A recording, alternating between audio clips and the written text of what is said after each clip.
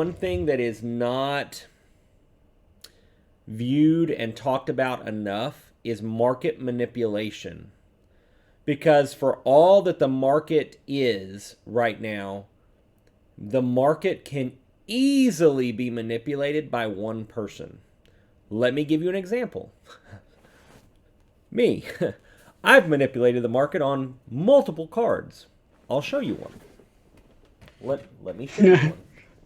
Here comes I Drew. have no. Well, no, it's not just a Drew. It's a specific Drew. I'm going to give you all a little taste of what that's like. Hey, Keith says the demand in people's FOMO, Correct, and that's and exactly what I'm about to talk about. yeah, yeah. This, okay, this is the 2020 Optic Mythical Insert. This is a case hit of Drew Brees. Okay, I'm holding 2 in my hand. There are 12 sitting in this case right here. All right. Let me explain why that's important, because everybody's like, whatever. Explain something. When I bought them for a range of prices anywhere from $11 to $28. Okay? I bought every one that I could win on eBay, other than 5 that slipped out of my grasp because I wasn't fast enough on the trigger to bid at the last minute to get them for the low price. So, what does that mean? Well, they're all $36 and $38 right this moment, and there have been 1 or 2 that have popped up recently. Why am I saying this to everybody? Why am I telling everybody this? The drying up, making sure that they all got bought, means that there are less of them out there. People want that card. They see that that card's out there. They go, "Oh, I'm gonna get that card. I need to pay for it to get it for me." Okay. The other thing about that card is case hits like Kaboom and Downtowns 5 months ago were 50, 60, 70, 80, $90 cards. Right. I missed out on getting Kabooms and Downtowns in the 75 to 100 range. And now I'm kicking myself every time one pops up in my eBay watch list because they are 250 on some and Kabooms are 4 to 500. Same I thing with know it, Mosaic man. Genesis. A Mosaic Genesis of Drew Brees was $65, $75 back when Mosaic was still easy to come by. Now a Genesis Drew Brees for $500. I mean, even just a couple months ago, they were selling for 2 and 300. Doesn't that make your toes It curl a little bit? it You're like, makes it oh makes me gosh. go, I should have pulled the trigger. But to speak to Yeah, what Keith is talking about, FOMO is exactly what that is, right? yeah. People had a fear of missing out. They bought them up. A bunch of people bought them to send into PSA to get graded. Now, let's get back to where I was going with talking about this mythical insert, okay? So I bought them all. I basically dried up the market, okay? I immediately doubled the price of those cards from the $15 to $20 range to $40, all right? We'll see what the 2 that are currently listed go for, but I imagine that they are going to go for probably $40, something like that. With that being said, PSA has millions of cards. I cannot stress this enough. Market manipulation is happening right now because people are going in and buying stuff up. I buy all of the numbered cards of a certain card. In Illusions, for instance, I buy all of the Living Legends out of 10 greens that pop up on eBay. I don't care what they cost. I buy them Yeah. all. I have three of the 10. 3 of the 10 are in my possession. There are a few that are numbered out of 25 where I have 10 to 12 of the 25. I have most of, i.e., half of the stock that's out there. I know that in 3 months, I'm going to be able to grab a whole bunch more because they're all going to come back from PSA and I'm going to pay 20 bucks more, 30 bucks more a piece on them at least. But I don't have to mess with sending them to PSA because somebody else already did that for me. Like, and then I'm going to own them all. and I'm just going to have all 25 sitting right over here. All 25 is near impossible to do, but I would imagine that I plan on owning the majority. When that happens, I get to set the bar for what I put one on eBay at, right? Because if I put one up there on eBay and one hasn't sold in 3 months because they've been locked away at PSA, and then, I come in or in my dungeon, and then I come along and go, I paid $50 for this card. It's now $200. If somebody wants a PSA 9 of this card, well, they're going to pay $300 because that's what I say it's worth. Because I own all of them. So I know that card is worth whatever I want it to be and whatever somebody's willing to pay me. And if it sits on eBay long enough as the only one that's up there, somebody's going to end up paying it because they're like, oh, I want that card, and it's the only one here, and it's the only one that's been on there. So, hey, Craze, what's up? Hello. What's up, Craze? And hello, what's up, Connor? How's it going, guys? So I definitely, I think that is happening, and people don't want to acknowledge that type of thing is happening on a mass scale. Now, I'm doing cards that are numbered, that are easy for me to get my hands on. I'm buying them up. Drew Brees Airbornes are my number one. That's my number. I check every single day, almost hourly, for Drew Brees Airborne cards. Hey, you know what this is reminding me of? You should you told me the story about the Black Lotuses about 10 years ago. I think that they'd probably enjoy that story because you were heavily into the Magic game, owning a card shop back then, and you have really good insight on what market manipulation on a mass scale can look like. Some of you may remember if you dealt in gaming at all, but you may not. Magic the Gathering has what's called the Power 9. It also has a number of cards that are what are called the reserve list, okay? WotC, Wizards of the Coast, that makes Magic the Gathering, has what's called a reserved list of cards that they will never reprint. So, that means that the cards that are on that list from the original sets of Magic will never be reprinted, ever, according to what WotC has on that list.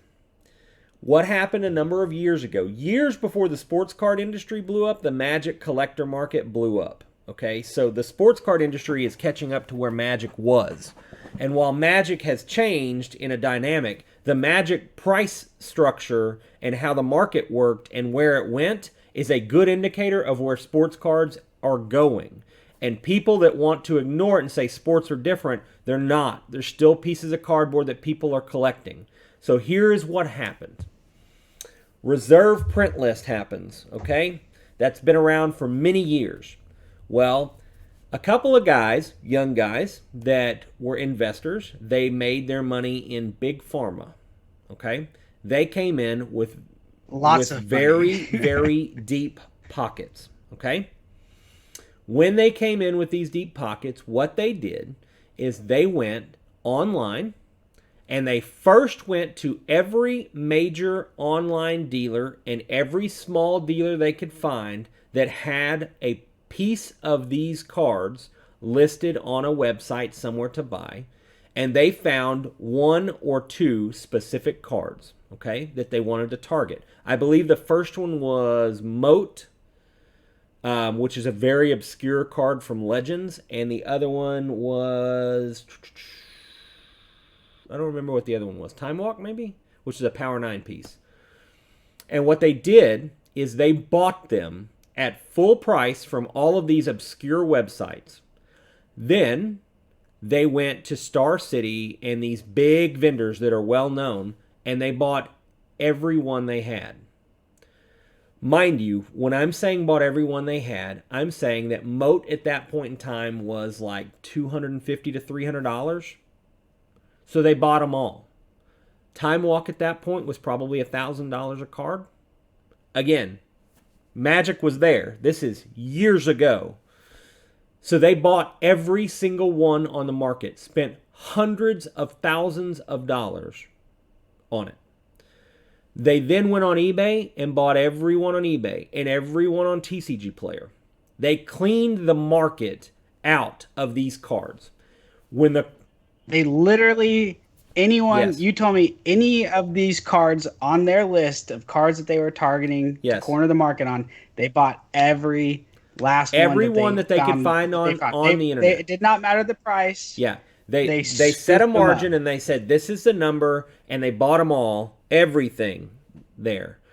Well, what does that mean? That means that when people start listing cards again, they list them for a higher price. Well, then it sells. And they list it for a higher price. And it sells. And they list it for a higher price. And eventually the market is so dry that all of those have sold and the run on those cards has started.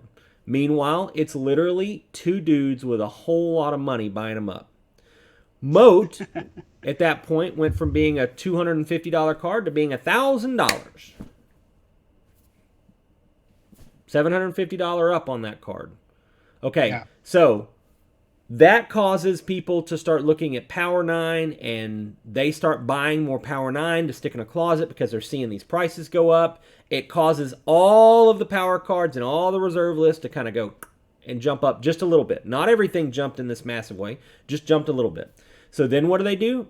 Those same guys and kind of instill this power amongst people to start going in and buying up cards. So you start having dual lands and you start having other Power 9 pieces. Okay. So essentially, all the original stuff that will never be printed again. So it already has a finite amount of cards out on the Right. market. They go in and they scoop them all up and take them off So the let open me market. let me give you a good closing to this story. The other day on Facebook, it pops up your memories, and it popped up a memory for me where at Area 51, when Area 51 had its full-on physical location, I purchased a very large Magic the Gathering collection with a full set of Power 9. In 2013, which is when this memory was from, it said just sold $5,000 of Power 9. I sold a set of Power 9 for $5,000. Right now, Should have bought it. right now, the Black Lotus out of that in rough condition is $5,000.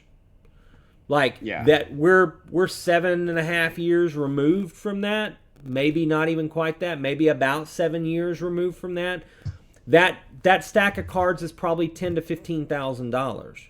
So that's what it's grown in 6 or 7 years. So bottom line is those guys got to set. They set the price and they those made their cards money. that are- But here's the thing: everything has come back down. That market has settled. The prices rose to these super high marks, and that's where they sat. And then all of a sudden, the buying just flatlined, right? So they inflated the market. Everybody had FOMO. Everybody bought in. But then those guys, all these people, when the prices get out of hand, it's not worth them buying in anymore. They've taken their money, they've taken their profits and run. So the market flattens out, and then you're looking at it going, okay, great, well, all the prices are still up here. The prices aren't going down. It's inflation. It's how inflation works. It's common economics. Artificial inflation. Well, it's basic supply and it's demand. artificial They inflation, soak but up it's all the inflation supply. that doesn't go away. Like those prices are still there. Like none of those prices fell. They stayed there. But the demand Oh, I thought you said they settled. I thought you said that the cards they came back settled, but they settled at those prices, so they're not spiking any higher. But nobody's buying them in that quantity.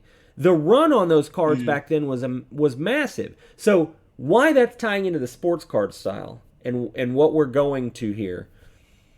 You're absolutely right. It's important because we can take note. Right now, that's what the sports card market is doing. People are buying in. People are buying it up. There's so many people breaking. There's so many people jumping in. So much product is being opened. More importantly, don't think of PSA as a place that people are sending their cards to be graded. Think of PSA as a massive holding company that owns 10 million cards in the market. And you don't know what's there, you don't know how much is there, and you don't know when it's not going to be there anymore. Yeah.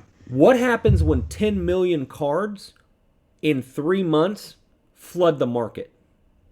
Over the next 3 months, 10 million cards are going to be flooding the market.